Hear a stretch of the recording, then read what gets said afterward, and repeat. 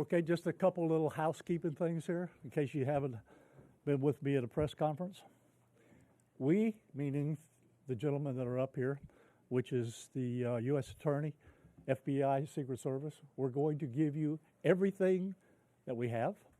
We're going to give you the latest updates. They're going to tell you what's going on with the investigation, everything. And then we're going to do a limited amount of questions. So make them good, all right? Don't get into what if and all this. Get legitimate questions. We got it? Yes, sir. Okay, everybody ready? Yes, sir. Okay. We're here today to give an update on the investigation in regards to the incident at Trump International. With me is the U.S. Attorney, the FBI, and the Secret Service. Just to give you a little information, as you well know, the road down there on Summit is still blocked off. It will be blocked off probably for the remainder of today and probably a good portion of tomorrow until some of the investigative things need to be done and finished. But we're accommodating people in and out, getting them to the library, getting them to the post office, so the public is not going to be that far inconvenienced. The security level at Mar-a-Lago is the highest it can possibly be now. The road closures are back in place and will remain there. The checkpoints are in place.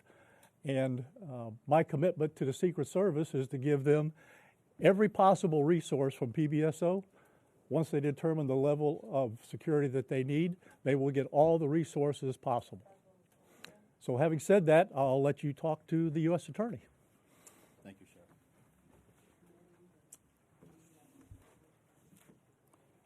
Good afternoon. Thank you for joining us today. My name is Mackenzie Lapointe. I am the United States Attorney for the Southern District of Florida. I want to start by expressing my deep gratitude to Sheriff Rick Bradshaw of Palm Beach County Sheriff's Office for hosting today's press conference and for his department's assistance with this matter. I'm truly grateful for your leadership, sir. I'm also pleased to be joined by our partners in federal law enforcement from the FBI and the United States Secret Service, and also from ATF. Joining us today for comments and announcements are Special Agent in Charge Jeffrey B. Veltri of the FBI Miami Field Office, and Acting Director of the U.S. Secret Service, Ryan Routh. I want to also thank the men and women in law enforcement who have been working around the clock in the initial phase of this ongoing investigation. Our partners include federal and local authorities who effectuated the apprehension of the defendant and have aided in ensuring federal charges were filed against him this morning. We're here to announce that Ryan Wesley Routh, 58 years old, of Hawaii, has been charged by a criminal complaint in the Southern District of Florida with firearms offenses related to an incident which occurred yesterday at Trump International Golf Course right here in West Palm Beach. Routh was charged federally with possession of a firearm by a convicted felon and possession and receipt of a firearm with an obliterated serial number. He had his initial appearance today before Magistrate Judge Ryan McCabe in the federal courthouse in West Palm Beach. According to the allegations in the complaint, a U.S. Secret Service agent walking the golf course perimeter saw what appeared to be a rifle poking out of the tree line. After the agent fired a service weapon in the direction of the rifle, a witness saw a man later identified as Routh fleeing the area in the tree line. Routh was later apprehended by officers from the Martin County Sheriff's Office in coordination with the Palm Beach County Sheriff's Office.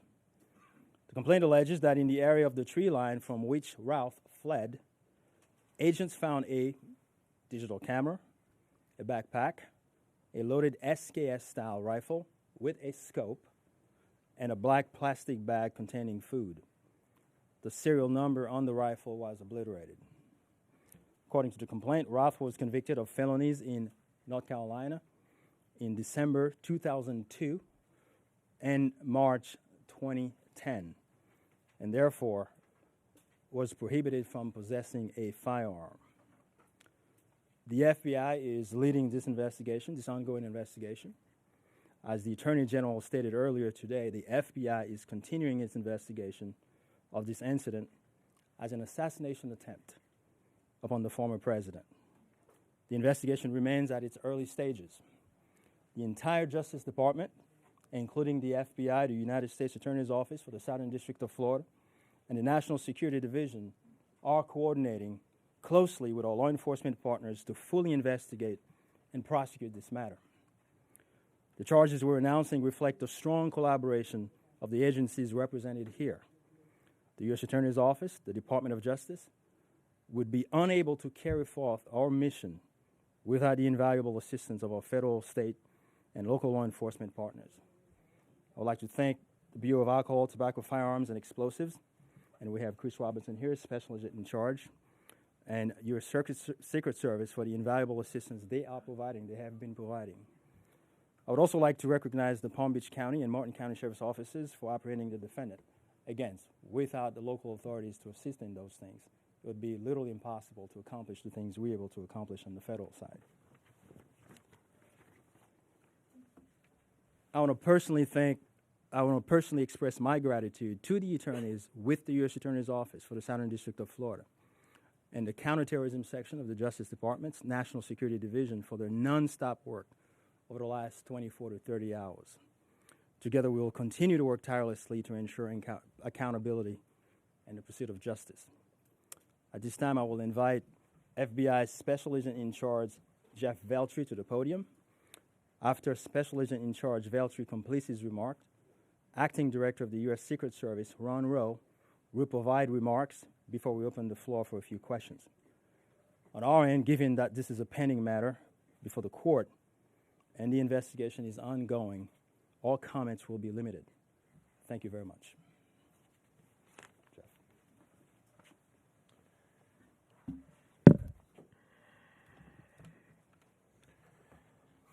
Good afternoon. For a quick introduction, my name is Jeffrey Veltri, FBI Special Agent in Charge for the Miami Field Office. The FBI immediately responded to the scene here in West Palm Beach, Florida, and we are investigating this matter as an apparent assassination attempt of former President Trump. We view this as extremely serious and are determined to provide answers as to what led up to the events which took place. I want to emphasize we're just a little over 24 hours into this investigation, so we're going to provide as much as we can publicly while our investigation is still ongoing. We must also stress that the United States Attorney's Office is pursuing charges, and that limits some of the details that we can discuss publicly. Yesterday afternoon, Martin County Sheriff's Office took custody of Ryan Routh, and he was transported back to Palm Beach County Sheriff's Office. Our FBI agents then attempted to interview him, and he invoked his right to an attorney. In the last 24 hours, the FBI and our partners have been dedicated to investigating the incident and utilizing all available resources. These efforts have included our investigative team and the United States Attorney's Office for the Southern District of Florida, in conjunction with DOJ's National Security Division, are actively working hand in hand to pursue and subsequently execute search warrants. Thus far, the warrants include a video recording device, subjects' cellular devices, a vehicle, and other electronic devices located at previous known addresses. We are coordinating with the United States Secret Service to complete numerous interviews of agents on scene. We have also interviewed 7 civilian witnesses at the scene, and that is just the beginning. Our FBI's Honolulu and Charlotte field offices have initiated interviews of several family members, friends, and former colleagues of the subject. FBI has deployed several specialty teams and assets from FBI headquarters and our lab division in Quantico to include evidence and critical incident response personnel. The evidence response team is collecting and processing multiple evidentiary items. These range from the rifle, which is an SKS model with a scope and obliterated serial numbers, to 2 bags, the subject's electronics, and what appears to be ceramic tiles. DNA has also been collected from those items, which are being sent to Quantico for testing. We will also process the subject's vehicle for evidence. The Cellular Analysis Survey Team, what we refer to as CAST, conducted thorough analysis of the subject's cellular device locations. The CAST analysis aligns with witnesses' account of the subject's presence at the scene both before and around the time of the incident on September 15th. More specifically, we're continuing to conduct analysis and will be compiling the subject's movements in the days and months leading up to September 15th. Cellular data shows that the subject was in the vicinity of the golf course roughly 12 hours before the engagement with the United States Secret Service. Our investigative teams conducted a neighborhood canvass in an effort to collect and obtain relevant video footage. The subject had an active online presence, and we are going through what he posted and any searches he conducted online. In addition, we're going through media reports and public statements he made that he wanted to recruit Afghan soldiers and others to fight for Ukraine. The FBI has sent multiple requests to companies for returns on the subject's phone and social media accounts. We received several returns and are waiting on additional responses from other companies as well. Our investigative team is completing analysis of the returns and actioning leads as needed, and we anticipate continuing until the FBI knows the full totality of the subject's social media presence. By way of his background, in 2002, as the United States Attorney mentioned, the subject was charged and convicted in North Carolina for possession of a weapon of mass destruction. Law enforcement checks also revealed that from 1997 to 2010, the subject had numerous felony charges for stolen goods. I can also share with you that he was the subject of a previously closed 2019 tip to the FBI where it was alleged he was a felon in possession of a firearm. In following up on the tip, the alleged complainant was interviewed and did not verify, I repeat, did not verify providing the initial information. The FBI passed that information to local law enforcement in Honolulu. On behalf of the FBI, I would like to thank the Palm Beach County Sheriff's Office and Martin County Sheriff's Office for their incredible work in actioning the witnesses' information and rapidly apprehending the subject. I would also like to thank the United States Secret Service, the United States Attorney's Office for the Southern District of Florida, the Department of Justice's National Security Division, the Bureau of Alcohol, Tobacco, Firearms, and Explosives, and our FBI field offices in both Honolulu and Charlotte, who have been conducting additional law enforcement activity related to the subject. Your continued partnerships have been invaluable. Oftentimes in law enforcement, we tell citizens to be vigilant and aware of their surroundings. Yesterday, a citizen provided remarkable assistance, which led to the arrest of this subject. We appreciate the public's diligence in passing potential tips and information regarding the subject and this incident to the FBI. If you have any information, please call 1-800-CALL-FBI or go online to tips, that's tips.fbi.gov. With that, let me turn it over to the United States Secret Service Acting Director, Ryan Routh. Good afternoon, everybody. Yesterday afternoon, this country was reminded of the heightened and dynamic threat environment the United States Secret Service and its protectees face on a daily basis. Immediately following the assassination attempt of former President Donald J. Trump on July 13th, the Secret Service moved to increase assets to an already enhanced security posture for the former president. In the days that followed, President Biden made it clear that he wanted the highest levels of protection for former President Trump and for Vice President Harris.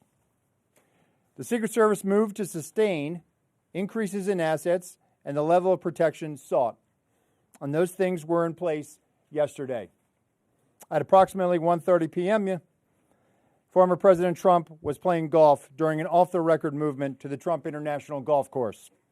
A Secret Service advance agent supporting the front edge of the agency's layered approach to protection encountered an individual attempting to secrete himself in the woodline. This happened, the alleged gunman was on the public side of the fence near the 6th green. A layered approach of security is integral to the Secret Service's protective methodologies, and it's also the key to our success. As former President Trump was moving through the 5th fairway across the course and out of sight of the 6th green, the agent, who was visually sweeping the area of the 6th green, saw the subject armed with what he perceived to be a rifle and immediately discharged his firearm. The subject, who did not have line of sight to the former president, fled the scene. He did not fire or get off any shots at our agent. With reports of gunfire, the former president's close protection detail immediately evacuated the president to a safe location. The protective methodologies of the Secret Service were effective yesterday. The former president's protective apparatus allowed for the early identification of the threat and led to a safe evacuation. The increased assets directed by President Biden were in place yesterday. These included the counter-sniper team elements, counter-surveillance agents on the exterior, counter-assault teams partnered with local tactical assets from the Palm Beach County Sheriff's Office, and counter-unmanned aerial system elements. All of these entities were present yesterday. And while all of these assets were in place, as I've said publicly, we must satisfy the basic requirements of the Secret Service's protective methodologies. In partnership with local law enforcement, we did just that. And the agents' hypervigilance and the detailed swift action was textbook. And I commend them and our partners for an exemplary response in keeping former President Trump safe. And I will tell you, having served in local law enforcement in Palm Beach County, I can state that I am tremendously impressed and appreciative for all of the efforts of the Palm Beach County Sheriff's Office and Sheriff Schneider with the Martin County Sheriff's Office. But what was critical to this was the quick reaction, the response, the hypervigilance of the men and women of the United States Secret Service, who since July 13th have been rising to meet an unprecedented and hyper-dynamic threat environment. And they are rising to this moment, and I could not be more proud of them and the way they have executed, not only yesterday, but what they're doing today and what they are doing tomorrow and what they will always do because it is their duty. Thank you. Okay. All right. Well, go slow here, folks. All right. Don't everybody do it at once. Ask who you want to answer the question, and then give the question. I have a question for you, Director. Is there any evidence to suggest that the suspect knew that Donald Trump would be on the golf course at that time? And was the golf course searched thoroughly before the former president's arrival? So at this time, it was an off-the-record movement, meaning it was not on the former president's official schedule. And what I go back to is the layered approach. The elements and the methodologies of the Secret Service. There was a front element. It did its job in sweeping ahead of the president. That's what identified this individual who was in that wood line. And the swift action of that agent doing his job, pushing out ahead, sweeping while the president was behind him several hundred yards and several holes away, out of sight from the gunman, did his job. And that was what alerted the detail, and the swift action is what triggered that. First question, was there any evidence to suggest that the suspect knew that Donald Trump was going to be on that golf course at that time? Based on what I know now, and it's an active investigation, I don't have any information on that. Well, Terry Parker. How many times did your agents go around the perimeter and scope out the golf course during the 12 hours that this guy was holed up in the shrubbery? So this was an off-the-record movement. It wasn't a site that was on his scheduled, it wasn't part of his schedule. So there was no posting up of it because he wasn't supposed to have gone there in the first place. Garrett Haig. Have you briefed former President Trump on your findings so far, and has his campaign asked for any changes in his security going forward after yesterday? So, sorry. So I've had a conversation with the former president. we've explained and we've worked with the campaign. The president is aware that he has highest levels of protection that the Secret Service is providing him. We constantly evaluate based on threat. And yesterday what we show is that our agents and our protective methodologies, and there's a lot of tactical assets in place, things that have been put in place as a result of what happened 60 days ago, those elements are working, and that demonstrates the redundancies that we have. And so we constantly evaluate. We'll of course, look at this and see what lessons learned from it. But as of right now, we are constantly evaluating that threat. And if we need to ratchet up additionally, we will. Yes, sir.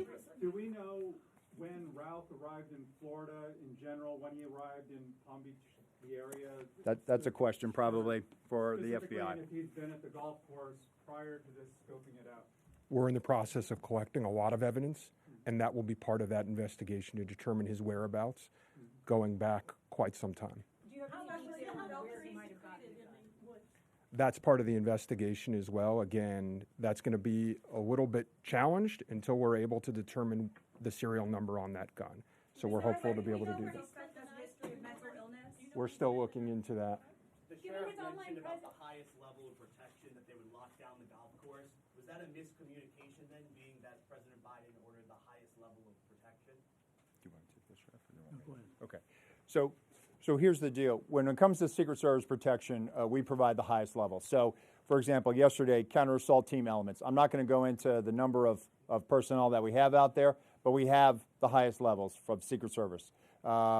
When we work with the Palm Beach County Sheriff's Office, like, for example, yesterday, during that emergency action response, we had their local tactical team assets partner with our local tactical team assets. We had their helicopter up in the air, providing us 360 and situational awareness of the overhead for if there were any potential threats coming at us.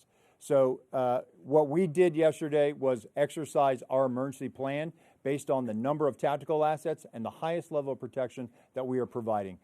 The sheriff and I have talked. Now, clearly, when you go down Southern Boulevard right now and you try to get over to Palm Beach and you see the robust presence that's existing outside of Mar-a-Lago, the heavy uniform presence, the additional assets of the Secret Service. And for those of you that were here in 2017, when the president was in office, when you look at that footprint now and you look at it today, there's not much difference there. There's heavy uniform presence out there. And again, what I go back to is yesterday was an off-the-record movement. Off the record. And the president wasn't even really supposed to go there. It was not on his official schedule. And so we put together a security plan, and that security plan worked. I know that the Secret Service has asked for additional resources. Being in the vicinity, Special Agent Daughtry, in terms of him being in the vicinity, based on his phone records, is there any evidence to show that Ralph was in the vicinity in the area before Sunday? And when you say in the vicinity, does that mean right there at that spot in those bushes, or could it have been, down the street at a restaurant? It was in very close proximity to where he was spotted by the Secret Service. In terms of your first question, whether he was there earlier, our investigation is still looking to determine that. All right, whoa. We're going to do two more. You get one. Thank you. All right? Only two more. You get one. Okay, we understand that the Secret Service has asked Congress for additional resources since the Butler rally. Have you received those resources yet? So thank you for that question. So we are working. Look, the Secret Service operates under a paradox of zero-fail mission, but also that we have done more with less for decades. And this goes back many decades, right? What I can tell you is that we have immediate needs right now, and we have great support, not only from President Biden, and you saw his public statement today, where he said that he's going to direct his staff to make sure that the Secret Service has the resources it needs. We're having fantastic conversations with members of Congress. I've been up to the Hill last week. We are continuing to have those conversations. But the long and short of it is this. Coming out of Butler, I have ordered a paradigm shift. The Secret Service's protective methodologies work, and they are sound. And we saw that yesterday. But the way we are positioned right now in this dynamic threat environment, it has given me guidance to say, you know what? We need to look at what our protective methodology is. We need to get out of a reactive model and get to a readiness model. There could be another geopolitical event that could put the United States into a kinetic conflict or some other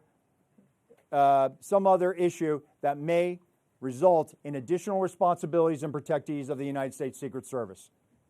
And so we are working, we are making information available to all of our partners. And I just want to say that the commitment of Congress to the Secret Service throughout the years has been tremendous.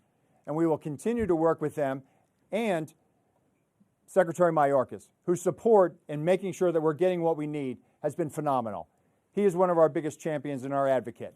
And so we're having these conversations, and I feel confident that we will get what we need. We have immediate needs. We have future needs, too.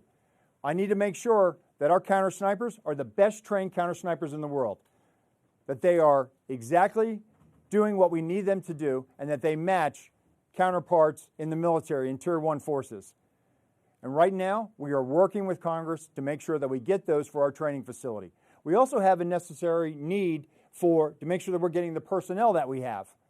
And that requires us to be able to have the funding to be able to hire more people.